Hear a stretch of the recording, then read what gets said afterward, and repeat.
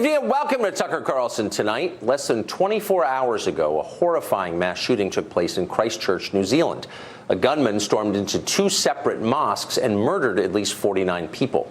The killer's name apparently is Brendan Tarrant.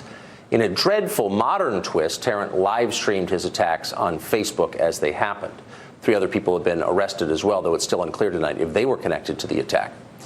The attack is awful, and not just because nearly 50 people were murdered. The killer appears to have been motivated by ideology. All violence is bad, but political violence is the worst kind because it's the most divisive.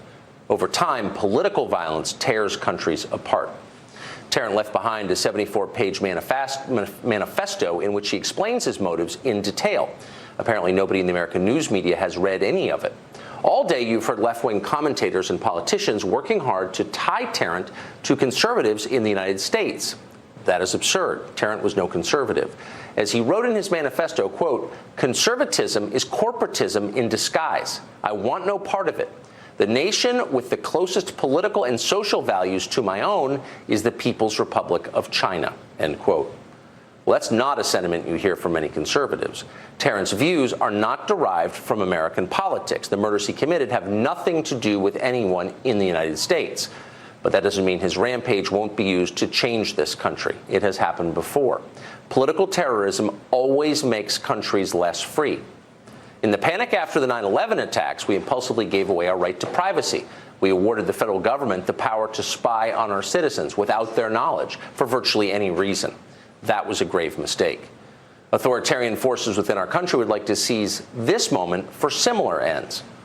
Within hours of the Christchurch shooting, Congresswoman Alexandria Ocasio-Cortez blamed the National Rifle Association somehow for the attack. The NRA doesn't even exist in New Zealand. That's a country with far stricter gun laws than in the United States. Ocasio-Cortez doesn't care. Maybe she doesn't even know. What she does know is that the NRA is the single most effective guardian of the Second Amendment. The left would like to invalidate that amendment, along with other parts of the Bill of Rights that are in their way. Even as you sleep, they're working to do this. Democrats have already used the Russia hoax to undermine gun rights. Newly released congressional transcripts show that Glenn Simpson of Fusion GPS fed false information about the NRA to Bruce Orr at the DOJ, who passed it on to federal investigators. Simpson's lies helped launch a federal investigation into the NRA, and that, of course, was always the goal of it. In Connecticut, the gun manufacturer Remington is battling a lawsuit that holds them responsible for the Sandy Hook shooting. What did Remington do? What it always does: sell completely legal firearms. The lawsuit's premise is absurd, but legal coherence isn't the point of the exercise. The point is to shut down gun companies, making the Second Amendment irrelevant. The tragedy was just a pretext to increase the power of a few over the many. That's always the way it works. Already tonight, you're hearing calls in this country for curbs on free speech in response to the New Zealand massacre. Jeff Bezos' newspaper wasted no time in blaming the entire thing on the free flow of ideas that are, quote, spreading hate. For the censorship class, more control is always the solution. Ban more people, squelch more ideas, go deplatform someone. A writer at the Chicago Tribune almost immediately blamed Fox News for what happened in Christchurch. You can see what's coming. It's already happening. But it won't work. Censorship does not make us safer. Instead, it drives forbidden ideas underground where they fester and explode. If you really wanted to stop horrifying acts of violence like the one we just saw in New Zealand, like the ones we've seen repeatedly over the past 5 or 6 years, you would take an honest look at what the West has become. It is a place where the church has died, a place where a foolish ruling class calls itself God, a place where the people wither.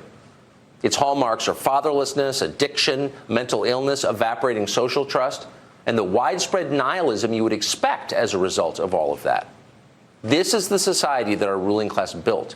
Talking about why it doesn't work is a threat to their power, so they shut down that conversation. But enforced silence doesn't help. It just divides us more. Dividing us was the point of yesterday's massacre in Christchurch, literally.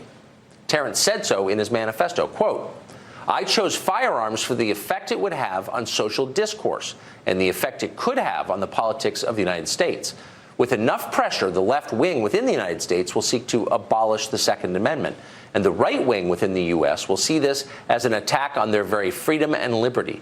This will result in a dramatic polarization of the people in the United States and eventually a fracturing of the U.S. along cultural and racial lines, end quote. So that was the killer's dream, ripping apart America, destroying it from within. Brendan Tarrant is in prison tonight. He has no power to hurt us anymore. We can only hurt ourselves. Let's hope we don't. Colleen Noir is a host at NRA TV, and he joins us tonight. Colleen, thanks very much